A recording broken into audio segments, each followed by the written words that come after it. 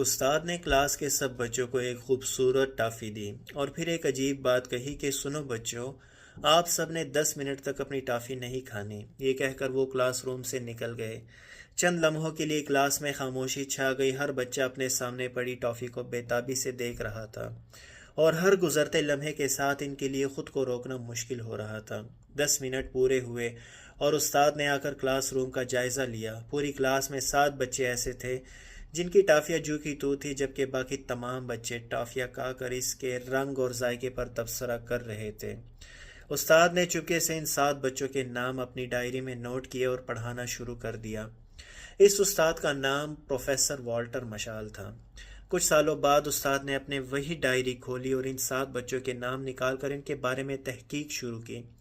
کافی جدوجہد کے بعد ان کے بارے میں معلوم ہوا کہ وہ اپنی زندگی میں کامیابی کے کئی زینے طے کر چکے ہیں اور ان کا شمار کامیاب افراد میں ہوتا ہے۔ پروفیسر والٹر نے اپنے کلاس کے باقی طلبہ کا بھی جائزہ لیا۔ معلوم ہوا کہ ان میں اکثریت ایک عام سی زندگی گزار رہی تھی، جبکہ کچھ افراد ایسے بھی تھے جنہیں سخت معاشی اور معاشرتی حالات کا سامنا تھا۔ اس تمام تر کاوش اور تحقیق کا نتیجہ پروفیسر والٹر نے ایک جملے میں نکالا اور وہ یہ تھا کہ جو انسان 10 منٹ تک صبر نہیں کر سکتا وہ زندگی میں ترقی نہیں کر سکتا۔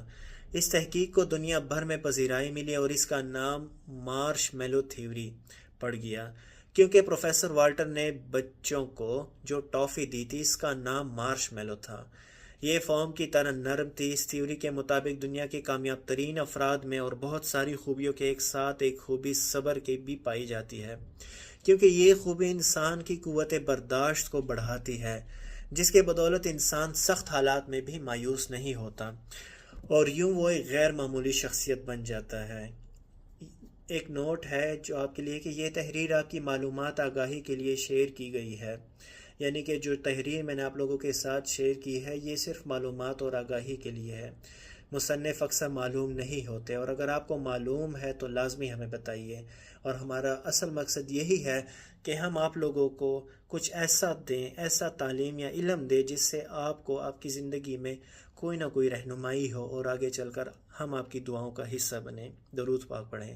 اللہم صلی علی سیدنا محمد وعلی آل سیدنا محمد وبارک وسلم۔